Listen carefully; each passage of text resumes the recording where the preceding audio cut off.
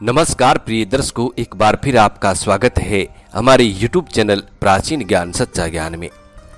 प्रिय दर्शकों, आज फिर नया वीडियो नई जानकारी लेकर हाजिर हुए हैं। दर्शकों, आज की कहानी बड़ी मोटिवेशनल है और बड़ी ज्ञानवर्धक है।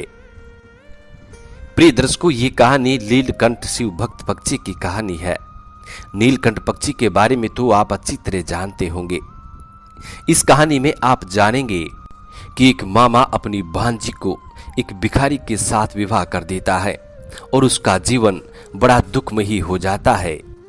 लेकिन नीलकंठ पक्षी की भक्ति से उसके जीवन में सुख आ जाते हैं, उसका जीवन सुखमयी हो जाता है। प्रिय दर्शकों, आज की कहानी बड़ी मोटिवेशनल है और बड़ी प्रेरणादायक है, इसलिए इस वीडियो को अंत तक देखिएगा ताकि आपको संपूर्ण जानकारी हासिल हो।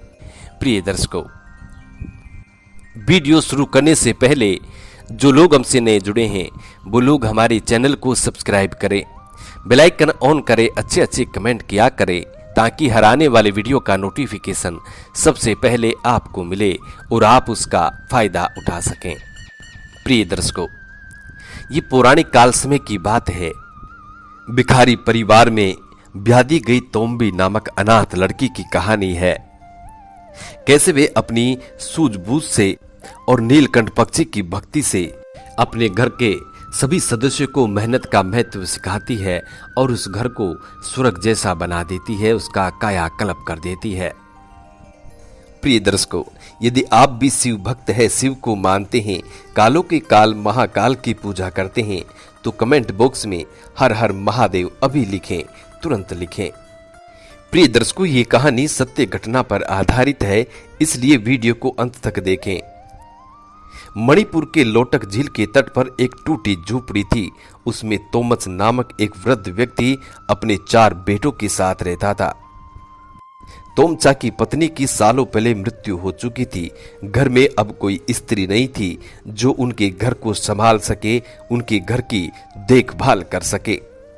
प्रिय दर्शकों, तोमचा के 4 बेटों को कोई काम नहीं आता था। वे अपने पिता के साथ भीख मांगकर अपना जीवन व्यापन करते थे। उन्होंने अपने जीवन में कोई काम नहीं सीखा, नहीं उनके पिता ने अपने बच्चों को काम सिखाने की कोशिश की।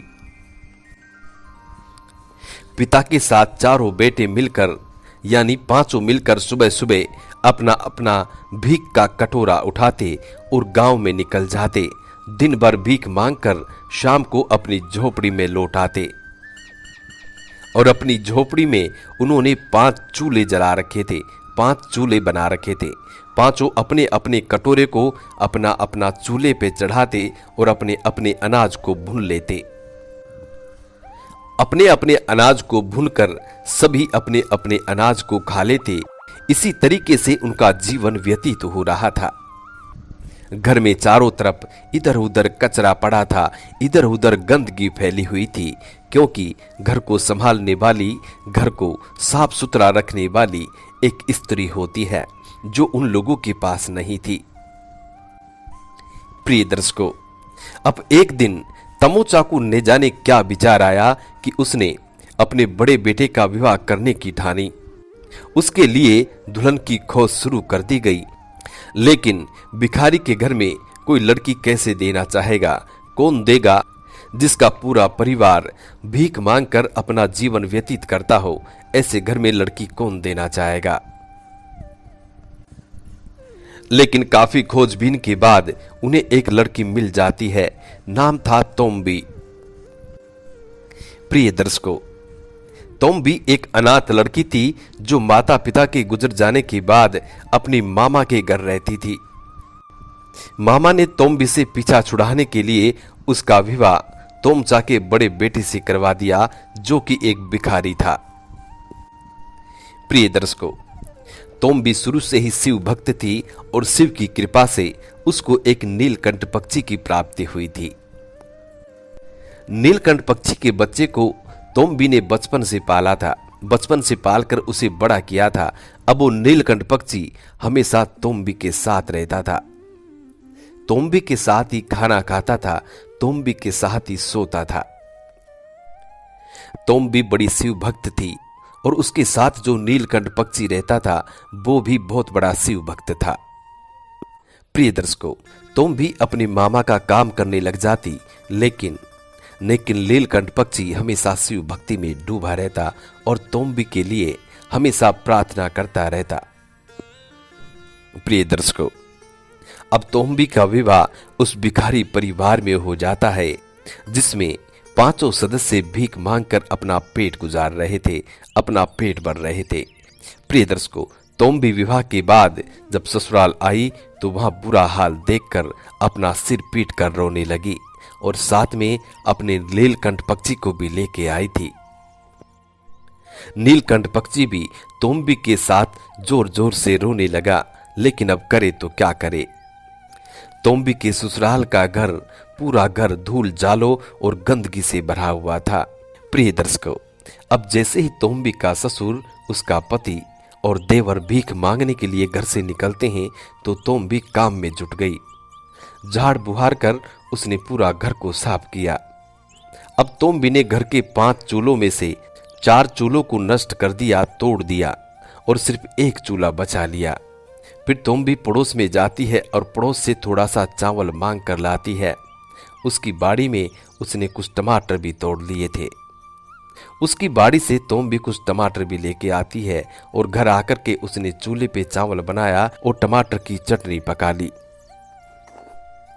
और शिव को भोग लगाकर शिव से प्रार्थना करने लगी। साथ में नीलकंठ पक्षी भी प्रार्थना करने लगा।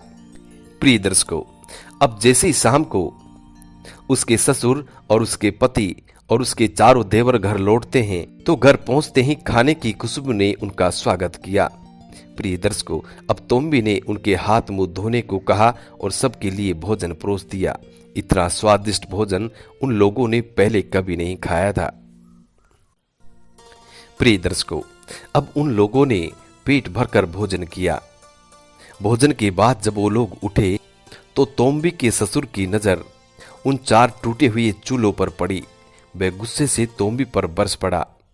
तोम्बी के ससुर ने अपनी बहू को खूब खरी खुटी सुनाई और कहने लगा कि तुम सारे भाइयों में फूट डलवाना चाहती है।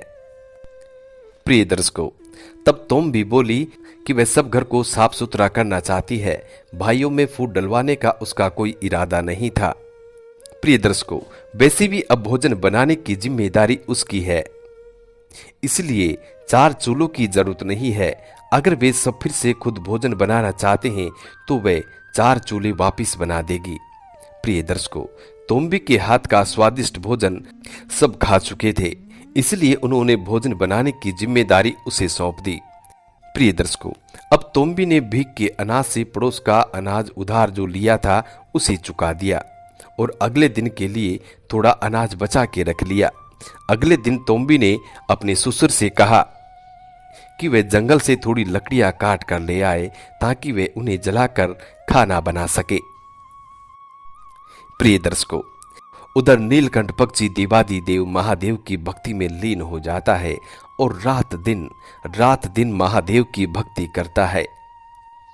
और नीलकंठ की भक्ति से जब महादेव प्रसन्न होते हैं और नीलकंठ को दर्शन देते हैं, तब नीलकंठ से महादेव कहते हैं कि हे पक्षी राज, जो मांगना चाहो सो मांग सकते हो, हम तुमसे बेहद प्रसन्न हैं।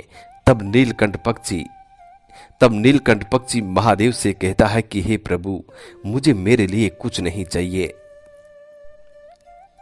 मेरी मालकिन तोम्बी का घर किसी स्वर्ग से कम ना हो, उसके घर में सुख समृद्धि निवास करे, बस यही मुझे वरदान दीजिए।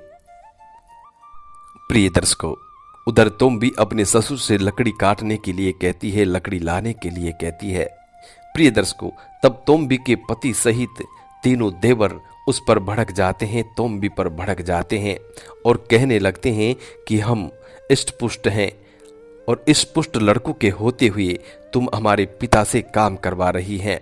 तोम्बी बोली, जब आप सब इतने इष्टपुष्ट हैं तो जंगल में जाओ और लकड़ियां लेके आओ। प्रिय दर्शकों, अब तोम्बी का पति सहित उनके तीनों देवर जंगल में जाते हैं और लकड़ियां काट कर लेके आते हैं। जब घर लाकर के लकड़ियां रखते हैं तो तोम्बी अपने पति और तीनों देवर से कहती है कि इन लकड़ियों में से एक गट्ठड़ घर पे छोड़ दो और तीनों गट्ठड़ों को उठाकर बाजार में बेचने जाओ। प्रिय दर्शकों, उधर नीलकंठ पक्षी देवाधिदेव महादेव से वरदान मांग लेता है और कहता है कि प्रभु, मेरी मालकिन तोम्बी के यहाँ पर सुख समृद्धि निवास करे, यश वैभव की प्राप्ति हो, ऐसा वरदान मुझे दीजिए। उनका घर किसी स्वर्ग से कम ना हो, उनका जीवन बड़ा सुखमयी हो जाए। प्रिय दर्शकों, उधर उस दिन तोम्बी का पति और तीनों देवर मिलकर लकड़ियों को बाजार में बेचने जाते हैं और बाजार में बेच भी देते हैं। उन्हें बदले में पैसे मिले। अपनी मेहनत की कमाई को देखकर सब बहुत खुश हुए। उन्होंने घर आकर पैसे तोम्बी को दिए।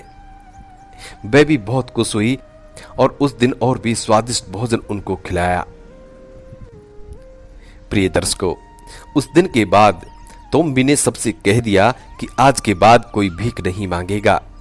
तुम सब जंगल जाओ और लकड़ी काट कर बाजार में बेच के आओ। हमें मेहनत करनी है और मेहनत का ही हमको खाना है, भीख मांग कर नहीं खाना है। प्रिय दर्शकों, उस दिन के बाद तोम्बी का पति और उसके तीनों देवर लकड़ियां काटकर बाजार में बेचने लगे और तोम्बी अपने घर को व्यवस्थित ढंग से रखने लगी। प्रिय दर्शकों, अपनी सूझबूझ से अब तोम्बी कुछ पैसे भी बचा लेती और कुछ अनाज भी बचा लेती। साथ में वो घर रहकर पड़ोसन से एक काम सीखती है। साथ में ही वो घर रहकर थोड़ा बहुत और भी कुछ काम करती है, तो उससे और भी ज्यादा धन अर्जित हो जाता है। प्रिय दर्शकों, अब तोम्बी के कमाए हुए पैसों से उन्होंने घर की जरूरत का सामान खरीदा। प्रिय दर्शकों, उधर तोम्बी की सूझबूझ, देवाधिदेव महादेव की असीम कृपा से और सब लोगों की मेहनत से घर की दशा धीरे धीरे बदलने लगी। प्रिय दर्शकों, अब तोम्बी ने देवाधिदेव महादेव की कृपा से और अपने नीलकंठ पक्षी की कृपा से अपने ससुर के लिए गांव में ही एक चाय की दुकान खुलवा दी और घर के खाली समय में तोम्बी भी कुछ ना कुछ किया करती थी।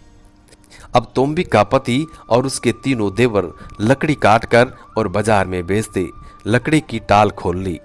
लकड़ी की टाल खोलने के बाद उन लोगों के पास अच्छा धंधा आने लगा, अच्छा रोजगार होने लगा।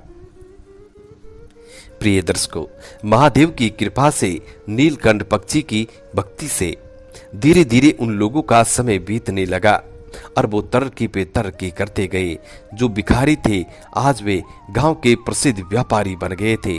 तोम्बी की सूझबूझ और मेहनत से पूरे घर में खुशहाली छा गई। प्रिय दर्शकों, उधर तोम्बी का ससुर इतनी समझदार बहू को पाकर बहुत खुश होता है और उसकी तारीफ पे तारीफ करते हुए हमेशा कहता है कि भगवान ऐसी गुणी बहू सबको दें। लेकिन तोम्बी कहती है कि ये सब मेरे प्रभु देवाधिदेव महादेव की कृपा है, मेरे जिगर का टुकड़ा, मेरे नीलकंठ पक्षी की भक्ति का फल है, जो उन्होंने अपनी भक्ति का फल मुझे अर्पित कर दिया। प्रिय दर्शकों, उसके बाद जब नीलकंठ पक्षी अपनी मालकिन के यहाँ आता है तो अपनी मालकिन का बदला हुआ संसार देखकर बहुत खुश होता है और देवाधिदेव महादेव का दिल से शुक्रिया अदा करता है और एक प्रण लेता है कि प्रभु, आज के बाद जब तक ये मेरा जीवन रहेगा तब तक मैं तुम्हारी भक्ति करता रहूंगा, कभी भी मैं तुम्हारी भक्ति को नहीं छोड़ूंगा। बस मेरी मालकिन तोम्बी हमेशा खुश रहे, इनके घर में सुख समृद्धि निवास करे, कभी भी इनके घर में दुख दरिद्रता निवास ना करे, इनके घर में हमेशा खुशियां छाई रहे। प्रिय दर्शकों, उसके बाद नीलकंठ पक्षी अपनी मालकिन से कहता है कि मालकिन, मैं अब प्रभु की भक्ति में लीन होना चाहता हूं और आप मुझे अपने घर से जाने की आज्ञा प्रदान करें। प्रिय दर्शकों, तब तोम्बी अपने नीलकंठ पक्षी को गले से लगा लेती है, सीने से लगा लेती है और खूब रोती है। अंततः तोम्बी अपने नीलकंठ पक्षी से कहती है कि प्रिय, हे पक्षी राज, तुम मेरे जिगर के टुकड़े हो, तुम मुझे छोड़कर मत जाओ, तुम्हारी भक्ति करने की व्यवस्था मैं यहीं पर करवा दूंगी। प्रिय दर्शकों, उसके बाद एक पहाड़ी पर तोम्बी अपने नीलकंठ पक्षी के लिए एक मंदिर का निर्माण करवाती है और वहीं पर महादेव की प्राण प्रतिष्ठा करवाती है। तब नीलकंठ पक्षी उस पहाड़ी पर महादेव की पूजा करता है। समय मिलने पर अपनी मालकिन से मिलने भी आता है। प्रिय दर्शकों, उसके बाद तोम्बी के 2 पुत्र हुए और 2 पुत्र होने के बाद तोम्बी भी शिव की भक्ति में लीन हो गई और अपने घर, अपने पति, अपने देवर जेठ, अपने पति, अपने देवर और अपने ससुर से कहा कि आप सभी महादेव की भक्ति करें। महादेव की कृपा से अपने घर में हमेशा सुख समृद्धि रहेगी। प्रिय दर्शकों, उसके बाद पूरा परिवार महादेव की पूजा में लग जाता है। दर्शकों, इस तरीके से तोम्बी का जीवन व्यतीत हुआ। देवादिदेव महादेव की असीम कृपा से एक दिन ऐसा आता है कि तोम्बी महादेव में विलीन हो जाती है, यानी कि अंत समय में वो जिंदा समाधि लेती है। प्रिय दर्शकों, ये सत्य घटना पर आधारित एक कहानी है। मणिपुर के लोटक झील के तट पर उस पर एक छोटी सी पहाड़ी है। वहीं पर आज भी तोम्बी लीलकंठ मैया के नाम से मंदिर है, जहां पर लोग बड़ी श्रद्धा से जाते हैं और उन लोगों की सभी मनोकामना पूरी होती है। प्रिय दर्शकों, आज की स्टोरियां समाप्त होती है। बोलिए हर हर महादेव, जय शिव शंभू।